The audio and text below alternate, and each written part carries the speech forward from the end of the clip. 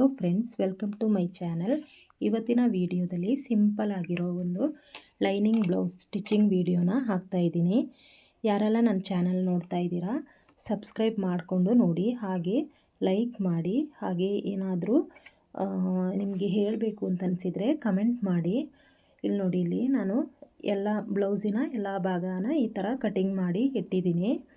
Front part, back part, ಆಮೇಲೆ sleeve, ಆಮೇಲೆ ಪಟ್ಟಿ ಪೀಸು ಈ ಥರ ಕಟಿಂಗ್ ಮಾಡಿ ಇಟ್ಟಿದ್ದೀನಿ. ಬನ್ನಿ ಇವಾಗ ಯಾವ ಥರ ಸ್ಟಿಚಿಂಗ್ ಮಾಡೋದು ಅಂತ ನೋಡೋಣ. ಇಲ್ಲಿ ನಾನು ಮೇನ್ ಫ್ಯಾಬ್ರಿಕ್, ಆಮೇಲೆ ಎಕ್ಸ್ಟ್ರಾ ಸ್ಟಿಫ್ನೆಸ್ಗೆ ಒಂದು ಬಟ್ಟೆ, ಆಮೇಲೆ ಲೈನಿಂಗ್ ಬಟ್ಟೆ ಈ ಥರ ಮಾರ್ಕ್ ಮಾಡ್ಕೋಬೇಕು. ಯಾಕೆಂದರೆ ಕೆಲವೊಂದು ಬಟ್ಟೆಯಲ್ಲಿ ಆಪೋಸಿಟ್ಟು, ಆಮೇಲೆ ರೈಟ್ ಸೈಡು ಆಪೋಸಿಟ್ ಸೈಡು ಗೊತ್ತಾಗಲ್ಲ. ಹಾಗಾಗಿ ಈ ಥರ ಮಾರ್ಕ್ ಮಾಡಿಕೊಂಡ್ರೆ ನಮಗೆ ಕರೆಕ್ಟಾಗಿರೋ ಭಾಗ ಯಾವುದು ಅಂತ ಗೊತ್ತಾಗುತ್ತೆ.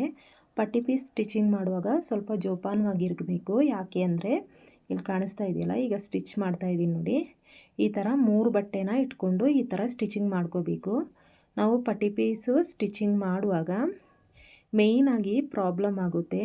ಯಾವ ಥರ ಅಂದರೆ ಇಲ್ಲಿ ನೋಡಿ, ಇಲ್ಲಿ ಕಾಣಿಸ್ತಾ ಇದೆಯಲ್ಲ, ಈ ಥರ ಇಟ್ಕೋಬೇಕು. ಈ ಥರ ಇಟ್ಕೊಂಡು ಇದೆರಡೂ ಭಾಗ ಈ ಥರ ಅಭಿಮುಖವಾಗಿ ಬರಬೇಕು. ಒಂದಕ್ಕೊಂದು ಆ ಕಡೆ ಈ ಕಡೆ ನೋಡಂಗೆ ಇರಬೇಕು.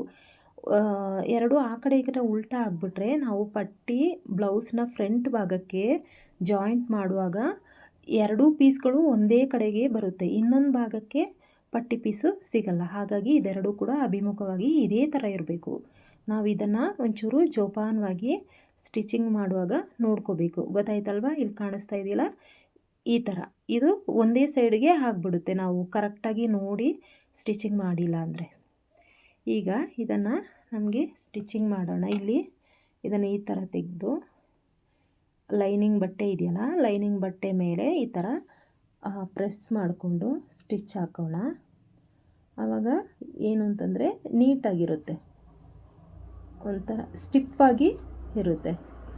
ಹಾಗಾಗಿ ಇದ್ರ ಮೇಲೆ ಕೆಲವೊಂದು ಬಟ್ಟೆಗೇನು ಈ ಥರ ಸ್ಟಿಚ್ ಮಾಡೋ ಅವಶ್ಯಕತೆ ಇಲ್ಲ. ನಾನಿದು ಸಿಲ್ಕ್ ಬಟ್ಟೆ ಅಲ್ವಾ, ಅದಕ್ಕೆ ಈ ಥರ ಸ್ಟಿಚ್ ಹಾಕ್ತಾಯಿದ್ದೀನಿ. ಇಲ್ಲಿ ನೋಡಿ, ಆಮೇಲೆ ಈ ಥರ ಫೋಲ್ಡ್ ಮಾಡಿಕೊಂಡು ಲೈನಿಂಗ್ನ ತುದಿಯಿಂದ ಈ ಥರ ಸ್ಟಿಚ್ ಹಾಕ್ಕೋಬೇಕು.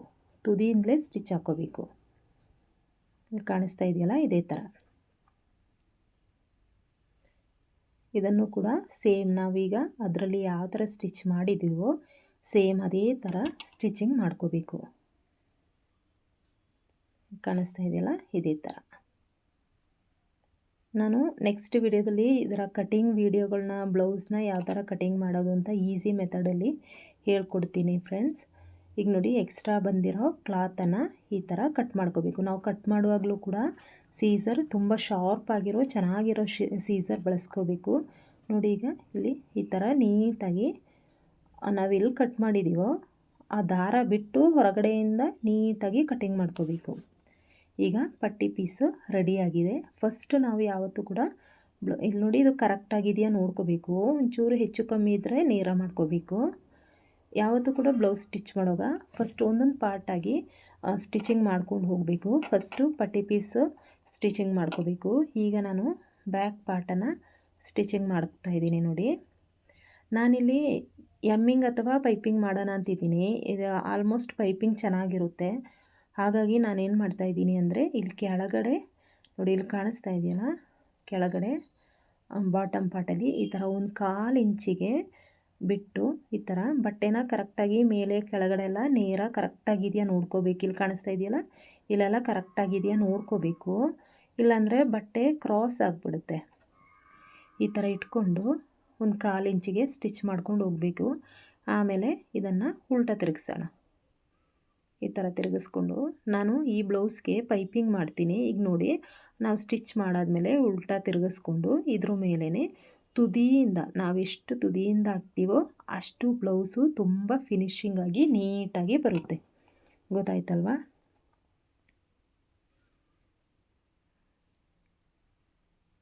ನಾವು ಆದಷ್ಟು ನೀವು ಚಿಕ್ಕ ಮಿಷಿನು ಬಳಸ್ತಾ ಇದ್ದರೆ ಡೈಲಿ 1-2 ತೊಟ್ಟು ಆಯಿಲ್ ಹಾಕ್ತಾ ಇರಬೇಕು. ಆವಾಗ ಮಾತ್ರ ಸ್ಟಿಚಿಂಗ್ ನೀಟಾಗಿ ಬರುತ್ತೆ. ಇಲ್ಲಿ ನೋಡಿ, ಬಟ್ಟೆನ ಕರೆಕ್ಟಾಗಿ ಇಟ್ಕೊಂಡು ಈ ಥರ ತುದಿಯಿಂದ ಸ್ಟಿಚಿಂಗ್ ಮಾಡ್ಕೊಂಡು ಹೋಗಬೇಕು. ಇಲ್ಲಿ ನೋಡಿ, ಇಲ್ಲಿ ಕಾಣಿಸ್ತಾ ಇದೆಯಲ್ಲ, ನಾವು ಕೈಯಲ್ಲಿ ಈ ಥರ ಕರೆಕ್ಟ್ ಮಾಡ್ಕೋತಾ ಇರಬೇಕು. ಒಂದೇ ನೇರಕ್ಕೆ ಬರೀ ಒಂದು ಕಡೆ ಮಾತ್ರ ಸ್ಟಿಚಿಂಗ್ ಮಾಡ್ಕೊಂಡು ಹೋಗೋದಲ್ಲ. ನಾವು ಒಂದು ಕಡೆ ಸ್ಟಿಚಿಂಗ್ ಮಾಡ್ತಾ ಇದ್ದರೆ ಬೇರೆ ಬಟ್ಟೆ ಎಲ್ಲ ಕರೆಕ್ಟಾಗಿದೆಯಾ ಅಂತ ನೋಡ್ಕೋಬೇಕು. ಇಲ್ಲಿ ನೋಡಿ, ನಾನು ಈ ಥರ ತಿರುಗಿಸ್ತಾ ಇದ್ದೀನಲ್ಲ, ಇದೇ ಥರ ತಿರುಗಿಸ್ಕೋಬೇಕು. ಯಾಕೆಂದರೆ ಬಿಗಿನರ್ಸ್ಗೆ ಸಿಲ್ಕ್ ಬ್ಲೌಸ್ಗಳು ಸ್ಟಿಚಿಂಗ್ ಮಾಡೋದು ತುಂಬ ಕಷ್ಟ ಆಗುತ್ತೆ. ಒಂದು ಕಡೆ ಸ್ಟಿಚ್ ಮಾಡ್ತಾ ಇರ್ತೀವಿ, ಇನ್ನೊಂದು ಕಡೆ ಬಟ್ಟೆ ಎಲ್ಲ ಎತ್ಕೊಂಡಂಗಾಗಿರುತ್ತೆ. ಇಲ್ಲಿ ನೋಡಿ, ಇಲ್ಲಿ ನೆಕ್ ಹತ್ರ ಕೂಡ ಇಲ್ಲಿ ಕಾಣಿಸ್ತಾ ಇದೆಯಲ್ಲ, ಇಲ್ಲೆಲ್ಲ ಕೆಳಗಡೆ ಕರೆಕ್ಟ್ ಮಾಡಿಕೊಂಡು ಈ ಥರ ತಿರುಗಿಸ್ಕೊಂಡು ನೀಟಾಗಿ ಸ್ಟಿಚ್ ಮಾಡ್ಕೋಬೇಕು. ಇಲ್ಲಿ ನೋಡಿ, ಈ ಥರ ಕೈಯಲ್ಲಿ ತಿರುಗಿಸ್ಕೋಬೇಕು. ಆವಾಗ ಮಾತ್ರ ನಮಗೆ ಕರೆಕ್ಟಾಗಿ ಬರುತ್ತೆ. ಈ ಥರ ತಿರುಗಿಸ್ಕೊಂಡು ಸ್ಟಿಚಿಂಗ್ ಮಾಡ್ಕೋಬೇಕು. ನೋಡಿ, ಮೇಲೆ ಕೆಳಗಡೆ ಎಲ್ಲ ಸಿಲ್ಕ್ ಬಟ್ಟೆ ಆದರೆ ಒಂಚೂರು ಒಂದೊಂದು ಕಡೆನೇ ಬಟ್ಟೆ ನಿಂತ್ಕೊಳ್ಳುತ್ತೆ. ಈಗ ಕಾಣಿಸ್ತಾ ಇದೆಯಲ್ಲ, ಈಗ ಈ ಥರ ಸ್ಟಿಚ್ ಹಾಕ್ಕೊಳ್ಳಿ. ನೋಡಿ, ಈಗ ನೋಡಿ, ಇಲ್ಲಿ ಕಾಣಿಸ್ತಾ ಇದೆಯಲ್ಲ,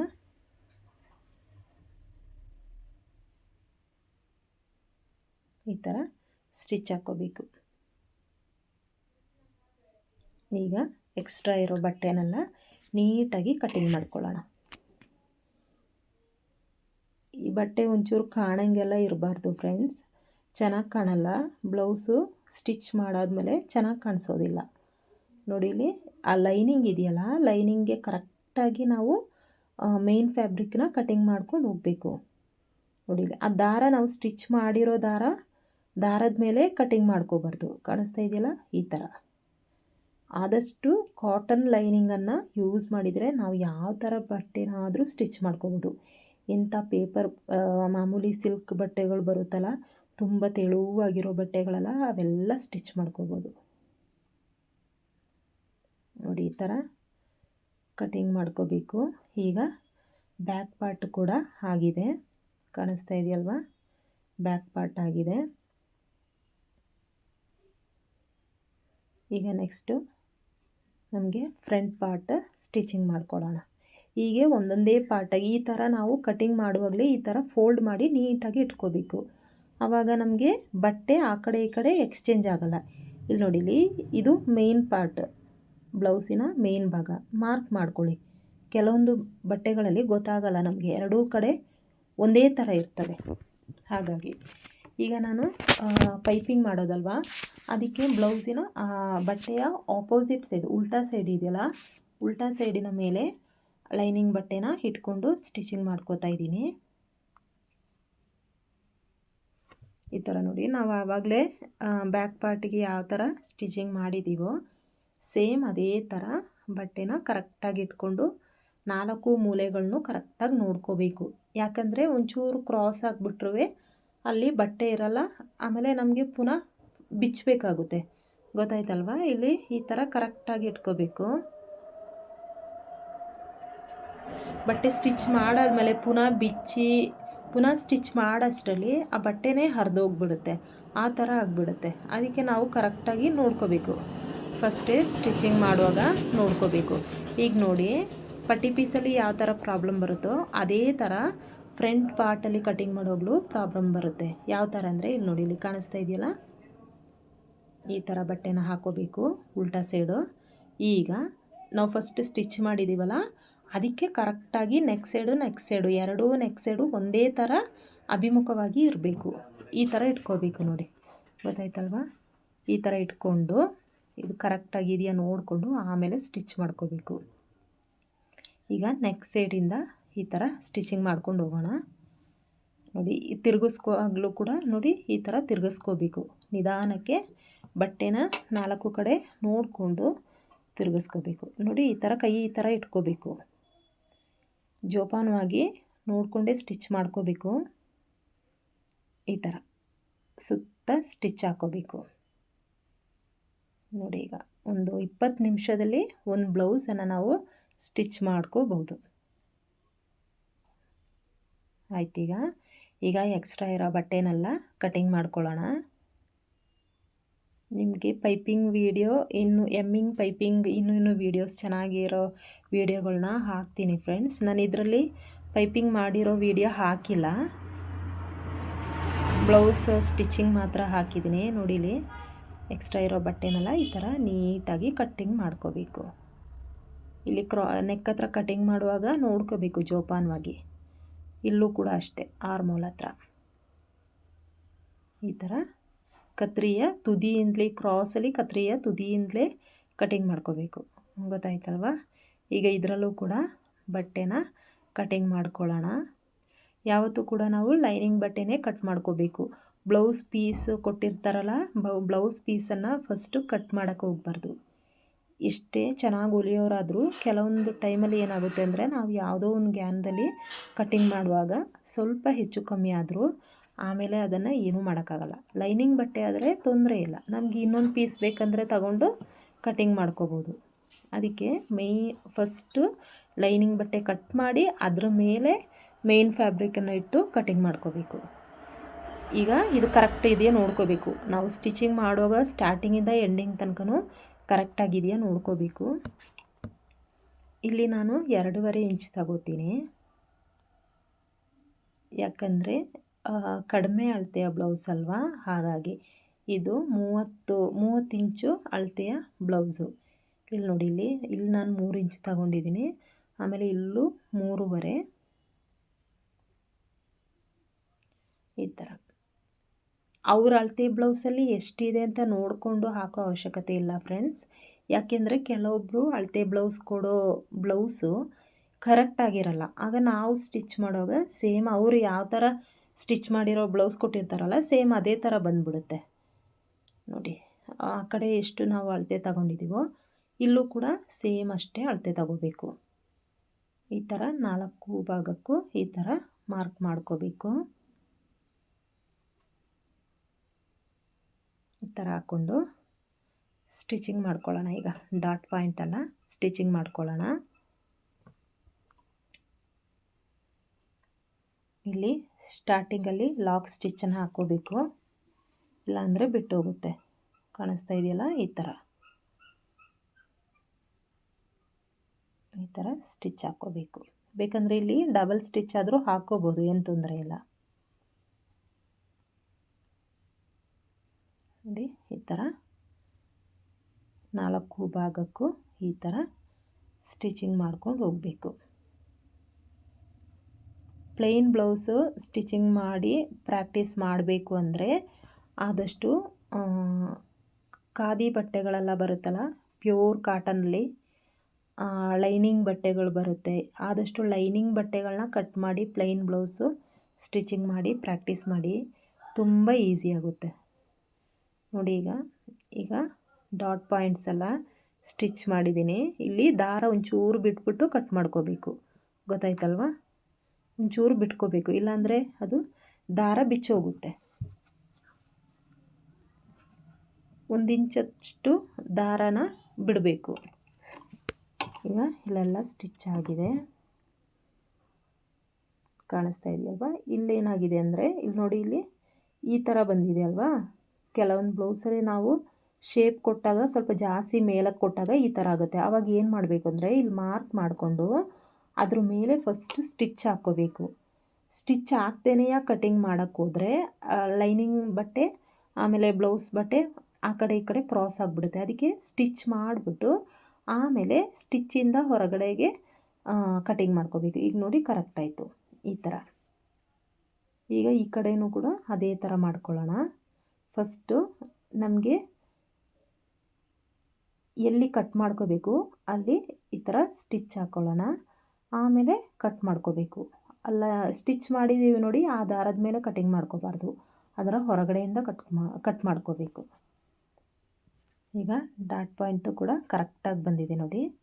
ಇದು ಕೂಡ ಬ್ಲೌಸ್ ಸ್ಟಿಚ್ ಮಾಡುವಾಗ ಮೇಯ್ನಾಗಿ ಕೇರ್ಫುಲ್ಲಾಗಿ ನೋಡ್ಕೋಬೇಕು.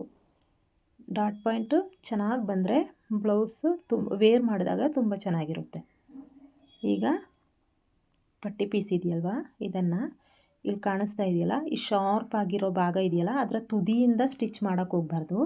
ಒಂಚೂರು ಬಿಡಬೇಕು. ಇಲ್ಲಿ ಕಾಣಿಸ್ತಾ ಇದೆಯಲ್ಲ, ಒಂಚೂರು ಬಿಟ್ಕೋಬೇಕು. ಒಂದು ಪಾಯಿಂಟಷ್ಟು ಬಿಟ್ಟು ಆಮೇಲೆ ಸ್ಟಿಚ್ ಮಾಡ್ಕೋಬೇಕು. ಈ ಥರ ಸ್ಟಿಚ್ ಮಾಡ್ಕೋಬೇಕು. ಇಲ್ಲಿ ಡಾಟ್ ಇದೆಯಲ್ವಾ, ಇದನ್ನು ಈ ಥರ ಫೋಲ್ಡ್ ಮಾಡ್ಕೊಳ್ಳೋಣ. ಎರಡೂ ಕಡೆನೂ ಇದೇ ಥರ ಈ ಥರ ಫೋಲ್ಡ್ ಮಾಡಿಕೊಂಡು ಒಳಗಡೆಗೆ ಫೋಲ್ಡ್ ಮಾಡಿಕೊಂಡು ಈ ಥರ ಸ್ಟಿಚಿಂಗ್ ಮಾಡ್ಕೋಬೇಕು ನೋಡಿ. ಅದನ್ನು ಅದೇ ಥರ ಇಟ್ಕೊಂಡು ಆಮೇಲೆ ಇನ್ನೊಂದು ಪೀಸ್ ಬರುತ್ತಲ್ಲ ಇದನ್ನು ಕೂಡ ಆ ಥರ ಸ್ಟಿಚಿಂಗ್ ಮಾಡ್ಕೊಳ್ಳಿ. ಆಮೇಲೆ ಇಲ್ಲೂ ಕೂಡ ಈ ಥರ ಫೋಲ್ಡ್ ಮಾಡ್ಕೋಬೇಕು. ಸ್ಟಾರ್ಟಿಂಗ್ ಬಿಗಿನರ್ಸ್ಗೆ ಫೋಲ್ಡ್ ಮಾಡೋದು ಕಷ್ಟ ಆಗ್ತದೆ, ಸ್ವಲ್ಪ ನೋಡಿಕೊಂಡು ಫೋಲ್ಡ್ ಮಾಡ್ಕೋಬೇಕು. ಆಮೇಲೆ ಈಗ ಅದ್ರ ಮೇಲೆ ಇನ್ನೊಂದು ಸ್ಟಿಚ್ ಬೇಕಾದರೂ ಹಾಕೋಬೋದು. ಈಗ ನಾನು ಏನು ಮಾಡ್ತೀನಿ ಅಂದರೆ ಕರೆಕ್ಟ್ ಇದೆಯಾ ನೋಡ್ತೀನಿ. ಈಗ ನೋಡಿ ಇಲ್ಲಿ ಈಗ ಎಕ್ಸ್ಟ್ರಾ ಇರೋ ಪೀಸ್ನೆಲ್ಲ ಕಟ್ ಮಾಡ್ಕೊಳ್ಳೋಣ ನೋಡಿ. ಈಗ ಏನು ಮಾಡ್ತೀನಿ ಅಂದರೆ ಇದ್ರ ಮೇಲ್ಗಡೆಯಿಂದಲೇ ಸ್ಟಿಚ್ ಮಾಡ್ಕೊಂಡು ಹೋಗ್ತೀನಿ.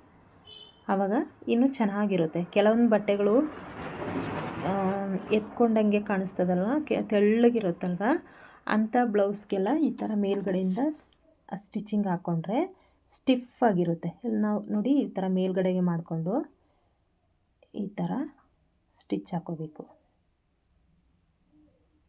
ನೋಡಿ. ಎರಡೂ ಕಡೆನೂ ಅದೇ ಥರ ಸ್ಟಿಚ್ ಮಾಡ್ತಾಯಿದ್ದೀನಿ.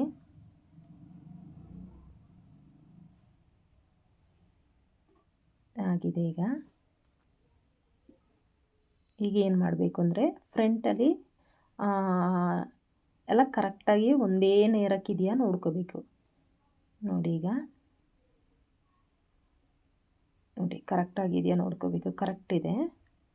ಒಂಚೂರೇನೋ ವ್ಯತ್ಯಾಸ ಬಂದಿದೆ, ಜಾಸ್ತಿ ಬಂದಾಗ ಈ ಥರ ಕಟ್ಟಿಂಗ್ ಮಾಡ್ಕೋಬೇಕು. ಎಕ್ಸ್ಟ್ರಾ ಬಂದರೆ ಒಂಚೂರು ಉದ್ದ ಇದ್ದರೆ ಕಟ್ಟಿಂಗ್ ಮಾಡ್ಕೋಬೋದು ನೋಡಿ. ಈಗ ಈ ಥರ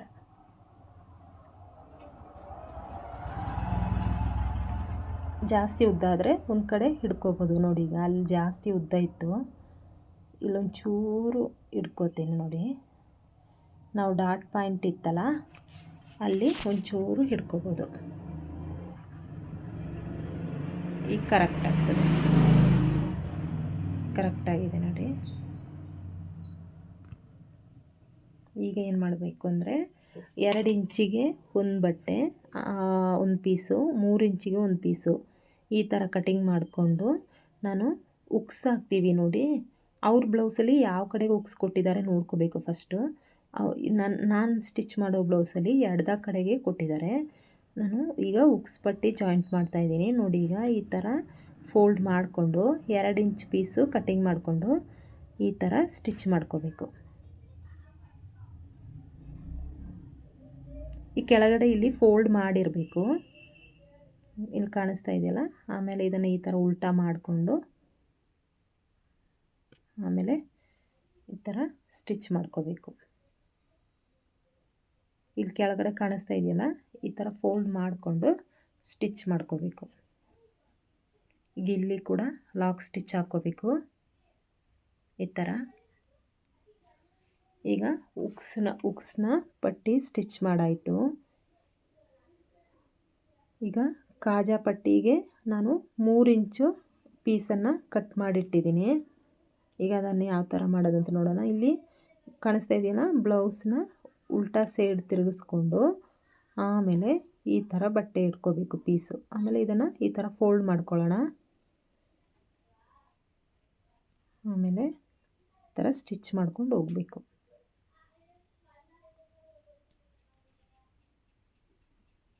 ಎಕ್ಸ್ಟ್ರಾ ಬರೋ ದಾರನೆಲ್ಲ ಕಟಿಂಗ್ ಮಾಡ್ಕೋಬೇಕು. ಆಮೇಲೆ ಇಲ್ಲಿ ಎಕ್ಸ್ಟ್ರಾ ಬಟ್ಟೆ ಇದೆಯಲ್ಲ, ಇದನ್ನು ಕೂಡ ಕಟಿಂಗ್ ಮಾಡ್ತಾಯಿದ್ದೀನಿ. ಈಗ ಕೆಳಗಡೆ ಫೋಲ್ಡ್ ಮಾಡಿದ್ದೀವಿ ನೋಡಿ, ಅದ್ರ ಮೇಲೆ ಒಂದು ಸ್ಟಿಚ್ ಹಾಕ್ಕೊಳ್ಳೋಣ. ಯಾಕೆಂದರೆ ನಾವು ಫೋಲ್ಡ್ ಮಾಡಿ ಈಗ ಸ್ಟಿಚ್ ಮಾಡಬೇಕಲ್ಲ, ಆವಾಗ ಈಸಿ ಆಗ್ತದೆ. ಆಮೇಲೆ ಇಲ್ಲಿ ಡಬಲ್ ಫೋಲ್ಡ್ ಮಾಡ್ಕೋಬೇಕು ಈ ಥರ ಮಾಡಿಕೊಂಡು ಇಲ್ಲೊಂದು 1/4 ಇಂಚ್ ಬಿಡಬೇಕು. ಯಾಕೆಂದರೆ ನಾವು ನೆಕ್ ಹತ್ರ ಸ್ಟಿಚ್ ಮಾಡ್ತೀವಲ್ಲ, ಅದಕ್ಕೆ ಅಲ್ಲಿ ಬಿಟ್ಟು 1/4 ಇಂಚ್ ಬಿಟ್ಟು ಕೆಳಗಡೆಯಿಂದ ನಾವು ಉಕ್ಸ್ ಹಾಕೋಕ್ಕೆ ಇದನ್ನು ಕಾಜಾ ಸ್ಟಿಚ್ ಮಾಡ್ಕೊಂಡು ಹೋಗಬೇಕು. ಕೈಯಲ್ಲಿ ಮಾಡೋದಕ್ಕಿಂತ ಈ ಥರ ಕೆಲವೊಬ್ಬರು ಕೈಯಲ್ಲೇ ಮಾಡಿ ಅಂತಾರೆ. ಸಾಮಾನ್ಯವಾಗಿ ಈಗೆಲ್ಲ ಇದೇ ಥರ ಮಿಷಿನಲ್ಲೇ ಸ್ಟಿಚ್ ಹಾಕೋತಾರೆ. ಇಲ್ಲಿ ನೋಡಿ ಈ ಥರ ಮಾರ್ಕ್ ಮಾಡಿಕೊಂಡು 5 ಕಡೆ ಮಾರ್ಕ್ ಮಾಡ್ಕೋಬೇಕು. ಮಾಡಿಕೊಂಡು ಈ ಥರ ಸ್ಟಿಚ್ ಹಾಕ್ಕೊಂಡು ಹೋಗಬೇಕು. ನೋಡಿ ಇಲ್ಲಿ ನಾನು ಈ ಥರ ಕೈ ಇಟ್ಟಿದ್ದೀನಲ್ಲ, ಇದೇ ಥರ ಇಟ್ಕೋಬೇಕು. ಜೋಪಾನವಾಗಿ ಸ್ಟಿಚ್ ಹಾಕ್ಕೋಬೇಕು, ಇಲ್ಲಾಂದರೆ ಸೂಜಿ ಫಾಸ್ಟಾಗಿ ಸ್ಟಿಚ್ ಮಾಡಿದರೆ ತೊಂದರೆ ಆಗ್ತದೆ. ನೋಡಿ ಇಲ್ಲಿ ನಿಧಾನಕ್ಕೆ ಸ್ಟಿಚ್ ಮಾಡ್ಕೋಬೇಕು. ಈ ಥರ ತಿರುಗಿಸ್ಕೊಂಡು ನಾವು ಸ್ಟಾರ್ಟಿಂಗ್ಗೆ ಎಷ್ಟು ಅಗಲಕ್ಕೆ ಸ್ಟಿಚ್ ಮಾಡಿದ್ದೀವೋ ಮಿಕ್ಕಿ ಕೆಳಗಡೆ ಬಾಕಿ ಇರೋ 4 ಕಡೆನೂ ಕೂಡ ಅದೇ ಥರ ಅದೇ ಅಳತೆಯಲ್ಲಿ ಸ್ಟಿಚಿಂಗ್ ಮಾಡ್ಕೋಬೇಕು. ಆಗಿದ್ದರೆ ಮಾತ್ರ ಚೆನ್ನಾಗಿರುತ್ತೆ ಬ್ಲೌಸು. ಒಂದು ಚಿಕ್ಕದಾಗಿ ಒಂದು ದೊಡ್ಡದಾಗಿ ಮಾಡ್ಕೋಬಾರ್ದು. ಇಲ್ಲಿ ಕೊನೆಗೆ ಲಾಕ್ ಸ್ಟಿಚ್ ಹಾಕ್ಕೊಳ್ಳೋಣ. ಈಗ ಆಗಿದೆ ನೋಡಿ. ಎಕ್ಸ್ಟ್ರಾ ದಾರಗಳೆಲ್ಲ ಬಂದಿರುತ್ತಲ್ಲ ಅವನ್ನೆಲ್ಲ ಕಟ್ ಮಾಡ್ಕೊಳ್ಳೋಣ. ಈಗ ಕರೆಕ್ಟ್ ಇದೆಯಾ ನೋಡ್ಕೊಳ್ಳೋಣ. ಈಗ ಒಂಚೂರು ಉಕ್ಸ್ ಹಾಕೋ ಭಾಗದ ಹತ್ರ ಒಂಚೂರು ಜಾಸ್ತಿ ಉದ್ದ ಇದೆ. ಆವಾಗ ಏನು ಮಾಡಬೇಕು ಅಂದರೆ ಈ ಥರ ಮಾರ್ಕ್ ಮಾಡಿಕೊಂಡು ಇನ್ನೊಂದು ಚೂರು ಅಗಲಕ್ಕೆ ತಗೊಂಡು ಈ ಥರ ಮಾರ್ಕ್ ಮಾಡಿಕೊಂಡು ನಾವೇನು ಮಾಡಬೇಕಂದ್ರೆ ಒಂದು ಸ್ಟಿಚ್ ಹಾಕ್ಕೊಳ್ಳೋಣ. ಇನ್ನೊಂದು ಚೂರು ಅಗಲಕ್ಕೆ ಮಾರ್ಕ್ ಮಾಡಿಕೊಂಡು ಸ್ಟಿಚ್ ಹಾಕಿ ಈಗ ಕಟ್ ಮಾಡ್ಕೋಬೇಕು. ಇಲ್ಲಾಂದರೆ ಲೈನಿಂಗ್ ಬಟ್ಟೆ ಆಮೇಲೆ ಮೇಯ್ನ್ ಬಟ್ಟೆ ಇರುತ್ತಲ್ಲ ಅದು ಆ ಕಡೆ ಈ ಕಡೆ ಶೇಕ್ ಆಗುತ್ತೆ ಅಂತ ಈ ಥರ ಮಾಡ್ಕೋಬೇಕು. ನೋಡಿ ಇನ್ನೊಂದು ಚೂರು ಅಗಲಕ್ಕೆ ತಗೊಂಡಿದ್ದೀನಿ, ಕಟ್ ಮಾಡಿದ್ದೀನಿ ನೋಡಿ. ಕರೆಕ್ಟಾಗಿ ಬಂತೀಗ. ಈ ಥರ ನಾವು ಸ್ಟಿಚ್ ಮಾಡುವಾಗ ಕಟಿಂಗ್ ಮಾಡಿಕೊಂಡೇ ಸ್ಟಿಚಿಂಗ್ ಮಾಡ್ಕೋಬೇಕು ಫ್ರೆಂಡ್ಸ್. ಆವಾಗ ಮಾತ್ರ ಬ್ಲೌಸು ತುಂಬ ಫಿನಿಶಿಂಗಾಗಿ ಬರುತ್ತೆ. ನೋಡಿ ಇನ್ನೂ ಒಂಚೂರು ಅಗಲ ಬೇಕು ಅನ್ನಿಸ್ತು, ಹಾಗಾಗಿ ಇನ್ನೊಂದು ಚೂರು ಅಗಲಕ್ಕೆ ತಗೋತೀನಿ. ಈಗ ಆಗಿದೆ. ಈಗ ಫ್ರಂಟ್ ಪಾರ್ಟು ಆಗಿದೆ ಅಲ್ವಾ. ಈಗ ನೆಕ್ಸ್ಟು ಸ್ಲೀವನ್ನು ಸ್ಟಿಚ್ ಮಾಡ್ಕೋಬೇಕು. ಸ್ಲೀವು ಈ ಥರ ಕಟಿಂಗ್ ಮಾಡಿಟ್ಟಿದ್ದೀನಿ ನೋಡಿ. ಈಗ ಒಂಚೂರು ಬಟ್ಟೆ ಕಡಿಮೆ ಇದೆ, ಇಲ್ಲಿ ಪನ್ನ ಕಡಿಮೆ ಇದೆಯಲ್ಲ, ಹಾಗಾಗಿ ಏನು ಮಾಡಬೇಕು ಅಂದರೆ ಪೀಸ್ ಅಟ್ಯಾಚ್ ಮಾಡಬೇಕಾಗುತ್ತೆ. ಇಲ್ಲಿ ಮಧ್ಯಕ್ಕೆ ಬಟ್ಟೆನ ಒಂದೇ ನೇರ ಮಾಡಿಕೊಂಡು ಮಧ್ಯಕ್ಕೆ ಕಟ್ ಮಾಡ್ಕೊಳ್ಳೋಣ. ಆಮೇಲೆ ಎಕ್ಸ್ಟ್ರಾ ನಮ್ಗೆ ಎಷ್ಟು ಬೇಕೋ ಅಷ್ಟು ಬಟ್ಟೆನ ಇದಕ್ಕೆ ಜಾಯಿಂಟ್ ಮಾಡ್ಕೋಬೇಕು. ಈ ಥರ ಕೆಳಗಡೆ ಇದೆಯಲ್ಲ, ನಾವು ಸ್ಲೀವ್ ಕೆಳಗಡೆ ಸ್ಟಿಚ್ ಮಾಡ್ತೀವಿ ನೋಡಿ, ಆ ಭಾಗದಲ್ಲಿ ಈ ಥರ ಇಟ್ಕೊಂಡು ಉಲ್ಟಾ ಸೈಡು ಸೀದಾ ಸೈಡು ನೋಡ್ಕೋಬೇಕು. ನೋಡಿಕೊಂಡು ಎರಡು ಒಂದೇ ಥರ ಬರೋಂಗೆ ಇಟ್ಕೊಂಡು ಸ್ಟಿಚ್ ಮಾಡ್ಕೋಬೇಕು. ನನಗೀಗ ಇಷ್ಟೇ ಬಟ್ಟೆ ಸಾಕು.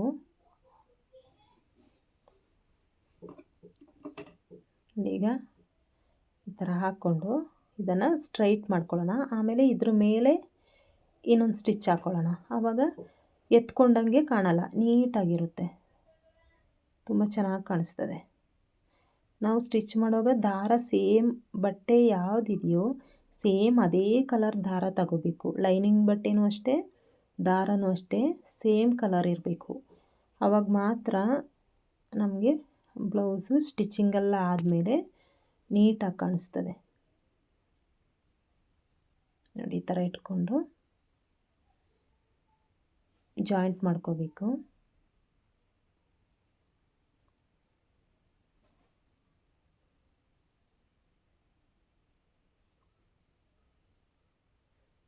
ಸ್ವಲ್ಪ ದಪ್ಪಕ್ಕೆ ಇರ್ತಾರಲ್ಲ ಅಂಥವ್ರಿಗೆಲ್ಲ ಏನಾಗುತ್ತೆ ಅಂದರೆ ಕಡಿಮೆ ಬಟ್ಟೆ ಕೊಟ್ಟಾಗ ಇದೇ ಥರ ಮಾಡಬೇಕಾಗುತ್ತೆ. ಆವಾಗೆಲ್ಲ ಬಟ್ಟೆ ಕಡಿಮೆ ಇದ್ದಾಗ ತುಂಬ ತೊಂದರೆ ಆಗ್ತದೆ. ಬಟ್ಟೆ ಎಷ್ಟಿದೆ ನೋಡಿಕೊಂಡು ಕಟಿಂಗ್ ಮಾಡ್ಕೋಬೇಕಾಗುತ್ತೆ. ಬಟ್ಟೆ ಕಡಿಮೆ ಇದ್ದು ಕಟಿಂಗ್ ಮಾಡಿಬಿಟ್ರೆ ನಮಗೆ ತುಂಬ ಕಷ್ಟ ಆಗ್ತದೆ. ಸೇಮ್ ಅದೇ ಥರ ಬಟ್ಟೆ ಸಿಗೋದು ಕಷ್ಟ. ಈಗ ಸ್ಲೀವ್ ಅಟ್ಯಾಚ್ ಮಾಡೋಣ. ಈಗ ಅಲ್ಲಿ ಜಾಯಿಂಟ್ ಮಾಡಿರೋ ಭಾಗ ಇದೆಯಲ್ಲ, ಅದು ಫ್ರಂಟ್ ಭಾಗಕ್ಕೆ ಹೋಗೋಂಗೆ ನೋಡ್ಕೋಬೇಕು. ಇಲ್ಲಿ ಮಾರ್ಕ್ ಮಾಡಿದ್ದೀನಿ ನೋಡಿ, ಆವಾಗ ಅದು ಒಳಗಡೆ ಹೋಗುತ್ತೆ, ಗೊತ್ತಾಗೋದಿಲ್ಲ. ಈ ಥರ ಇಟ್ಕೊಂಡು ಈಗ ಒಂದು 1/4 ಇಂಚಿಗೆ ಸ್ಟಿಚಿಂಗ್ ಮಾಡ್ಕೊಳ್ಳೋಣ. ಈ ಥರ 1/4 ಇಂಚಿಗೆ ಸ್ಟಿಚಿಂಗ್ ಮಾಡ್ಕೋಬೇಕು. ಈಗ ಇನ್ನೊಂದು ಪೀಸ್ ತಗೊಳ್ಳೋಣ. ಈ ಥರ ಇಟ್ಕೊಂಡು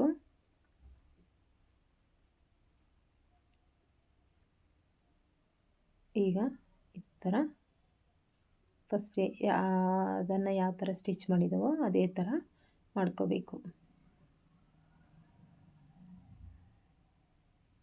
ಈ ಥರ 1/4 ಇಂಚಿಗೆ ಸ್ಟಿಚಿಂಗ್ ಮಾಡ್ಕೋಬೇಕು.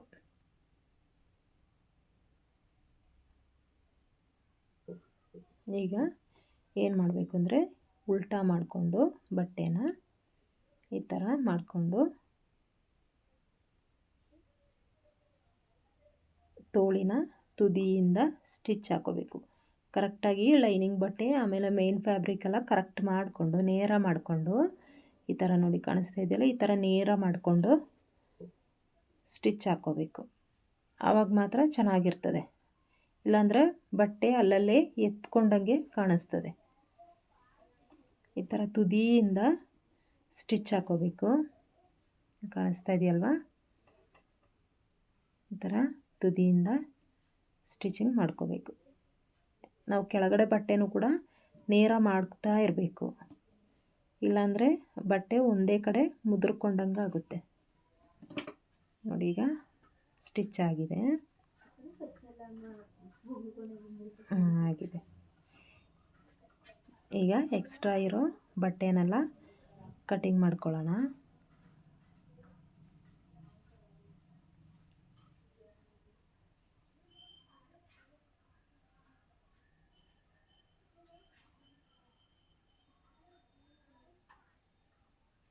ಇಲ್ಲಿ ಮಧ್ಯಕ್ಕೆ ನಾವು ಪಾಯಿಂಟ್ ಮಾಡಿದ್ವಲ್ಲ ಅದ್ರ ಮೇಲೆ ಪುನಃ ಕಟ್ ಮಾಡ್ಕೊಳ್ಳೋಣ. ಇಲ್ಲಿ ಫ್ರಂಟ್ ಪಾರ್ಟ್ ಹತ್ರ ಇದೆರಡನ್ನೂ ಕರೆಕ್ಟಾಗಿ ಕಟ್ ಮಾಡಿಕೊಂಡು ಇಲ್ಲಿ ಸೈಡಲ್ಲಿ ಒಂದೇ ಸಮ ಇದೆಯಾ ನೋಡ್ಕೋಬೇಕು.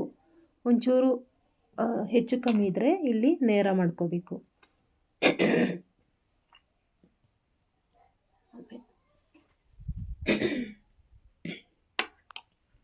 ಆಮೇಲೆ ಈ ಸ್ಲೀವ್ ಕೂಡ ಇದೇ ಥರ ಸ್ಟಿಚ್ ಮಾಡಿ ಇಟ್ಟಿದ್ದೀನಿ ನೋಡಿ. ಈಗ ಕರೆಕ್ಟಾಗಿದೆಯಾ ನೋಡ್ಕೋಬೇಕು ಎರಡು ಕಡೆ. ಇಲ್ಲಿ ನೋಡಿ, ಇಲ್ಲೊಂಚೂರು ಉದ್ದ ಜಾಸ್ತಿ ಇದೆ, ನಾನೊಂಚೂರು ಕಟ್ ಮಾಡ್ಕೋತೀನಿ. ನಾವು ಸ್ಟಿಚಿಂಗ್ ಮಾಡೋದಕ್ಕಿಂತ ಮುಂಚೆ ಇದನ್ನೆಲ್ಲ ಕರೆಕ್ಟಾಗಿ ನೋಡ್ಕೋಬೇಕು. ಈಗ ಸ್ಲೀವ್ ಅಟ್ಯಾಚ್ ಮಾಡೋಣ. ಈ ಥರ ಫಸ್ಟು ಶೋಲ್ಡರ್ ಅಟ್ಯಾಚ್ ಮಾಡಿಲ್ಲ, ಶೋಲ್ಡರ್ ಅಟ್ಯಾಚ್ ಮಾಡ್ತಾಯಿದ್ದೀನಿ ನೋಡಿ.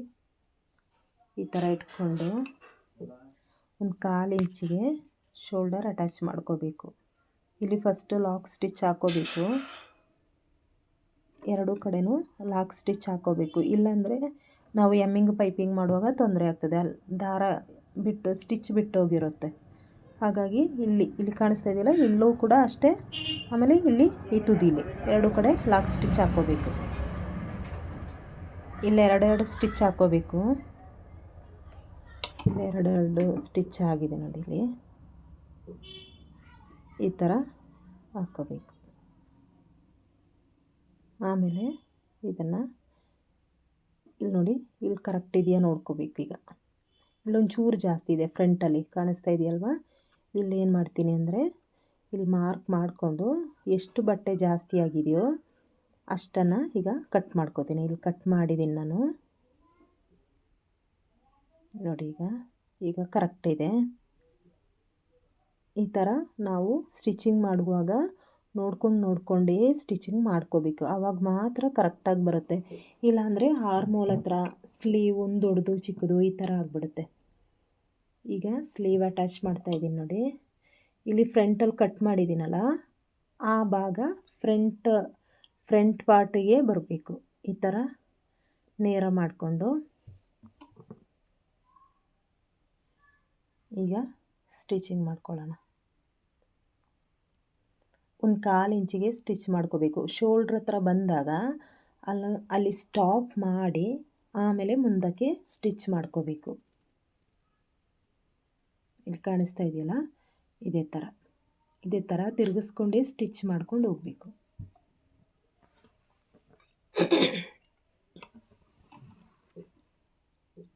ಈಗ ಇನ್ನೊಂದು ಸ್ಟಿಚ್ಚು ಕೂಡ ಹಾಕೋಬೇಕು. ಇಲ್ಲಿ ಸ್ಟಿಚ್ ಮಾಡಿದ್ದೀವಲ್ಲ ಅದ್ರ ಮೇಲ್ಗಡೆನೇ ಇನ್ನೊಂದು ಸ್ಟಿಚ್ ಹಾಕ್ಕೊಂಡು ಹೋಗೋಣ.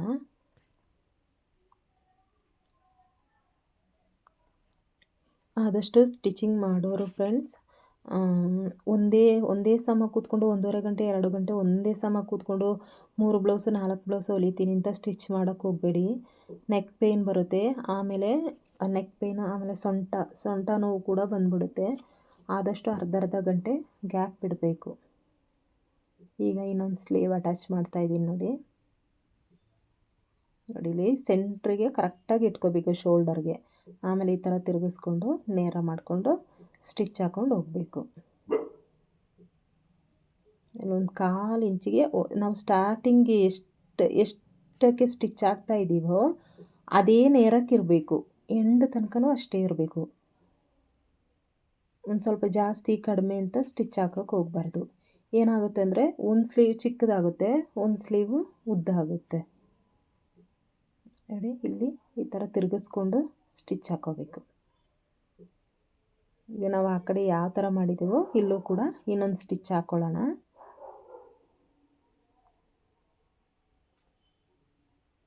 ಕಾಣಿಸ್ತಾ ಇದೆಯಲ್ಲ, ಕೆಳಗಡೆ ಬಟ್ಟೆ ಮೇಲೆ ಸ್ಟಿಚ್ಚು ತಾಗದೇ ಇರೋಂಗೆ ನೋಡ್ಕೋಬೇಕು, ಗೊತ್ತಾಯ್ತಲ್ವಾ? ಈಗ ಸ್ಲೀವ್ ಅಟ್ಯಾಚ್ ಆಗಿದೆ. ಈಗ ನೋಡಿ ಕಾಣಿಸ್ತಾ ಇದೆಯಲ್ವಾ, ಈ ಥರ. ಈಗ ನಮಗೆ ಮೆಷರ್ಮೆಂಟ್ ಎಷ್ಟು ಬೇಕು ಅಂತ ಇಲ್ಲಿ ಅಳತೆ ಬ್ಲೌಸಲ್ಲಿ ಈ ಥರ ನೋಡ್ಕೊಳ್ಳೋಣ. ಈ ಥರ ಇಟ್ಕೊಂಡು ಇಲ್ಲಿ ಮಾರ್ಕ್ ಮಾಡ್ಕೋತೀನಿ. ಆಮೇಲೆ ಪಟ್ಟಿ ಹತ್ರನೂ ಕೂಡ ಮಾರ್ಕ್ ಮಾಡ್ಕೊಳ್ಳೋಣ.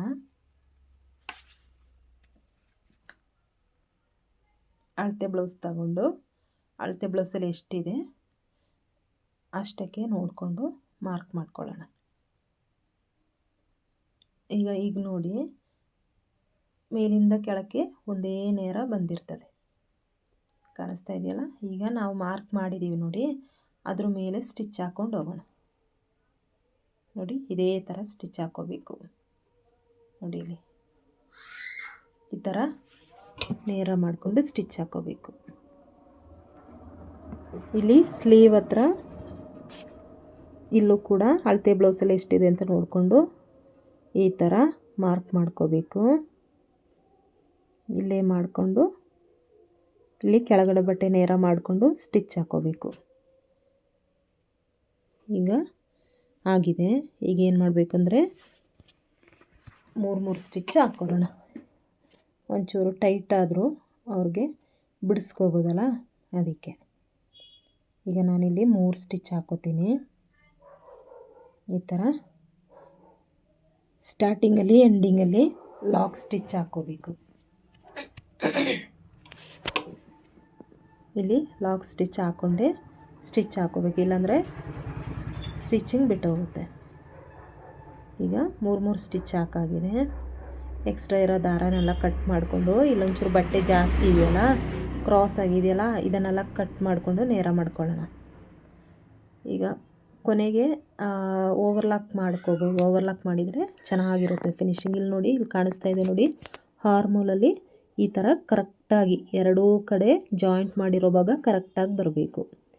ನಾವು ಬ್ಲೌಸ್ ಸ್ಟಿಚ್ ಮಾಡಾದಮೇಲೆ ಈ ಥರ ನಾವು ಬ್ಲೌಸ್ ಹಾಕ್ಕೊಂಡಾಗ ಈ ಥರ ನೋಡಿ, ಇಲ್ಲಿ ಕಾಣಿಸ್ತಾ ಇಲ್ಲ, ಈ ಥರ ನೀಟಾಗಿ ಬಂದರೆ ಅವರು ಹಾಕ್ಕೊಂಡ್ರೂ ಕೂಡ ಅವ್ರಿಗೆ ಪರ್ಫೆಕ್ಟಾಗಿರುತ್ತೆ.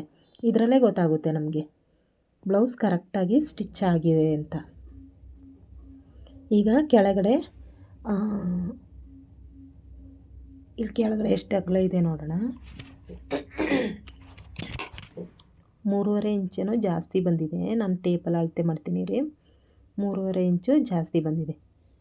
ಇದು ನಾವಿಲ್ಲಿ ಬೆನ್ನ ಹತ್ರ ಹಿಡಿತೀವಿ ನೋಡಿ, ಇಲ್ಲಿ ಎರಡೂ ಕಡೆ ಹಿಡ್ಕೊಂಡಾಗ ಸರಿ ಆಗುತ್ತೆ ನೋಡಿ. ಸ್ಟಿಚಿಂಗೆಲ್ಲ ಆಗಿದೆ. ನಾನು ಪೈಪಿಂಗ್ ಮಾಡಿದ್ದೀನಿ ಬ್ಲೌಸ್ಗೆ. ಪೈಪಿಂಗ್ ವಿಡಿಯೋ ನೆಕ್ಸ್ಟ್ ವೀಡಿಯೋಗಳಲ್ಲಿ ನಾನು ತೋರಿಸ್ತೀನಿ ಫ್ರೆಂಡ್ಸ್. ಈಗ ನೋಡಿ ಬ್ಲೌಸ್ ಎಷ್ಟು ಚೆನ್ನಾಗಿ ಬಂದಿದೆ ಅಂತ. ನಮಗೆ ಬ್ಲೌಸ್ ನೋಡುವಾಗಲೇ ಅವ್ರು ಹಾಕ್ಕೊಂಡ್ರೂ ಕೂಡ ಅವ್ರಿಗೆ ಫಿಟ್ಟಾಗಿರುತ್ತೆ ಅಂತ ಗೊತ್ತಾಗುತ್ತೆ ಸ್ಟಿಚಿಂಗ್ ಮಾಡಿರೋ ಬ್ಲೌಸಿಂದಲೇ. ನೋಡಿ ಕಾಣಿಸ್ತಾ ಇದೆಯಲ್ಲ. ಓಕೆ ಫ್ರೆಂಡ್ಸ್, ಯಾರೆಲ್ಲ ನನ್ನ ಚಾನಲ್ ನೋಡ್ತಾ ಇದ್ದೀರಾ ಸಬ್ಸ್ಕ್ರೈಬ್ ಮಾಡ್ಕೊಂಡು ನೋಡಿ ಫ್ರೆಂಡ್ಸ್. ಇನ್ನೂ ವೀಡಿಯೋಸ್ನ ಹಾಕ್ತಾ ಹೋಗ್ತೀನಿ. Thank you for watching.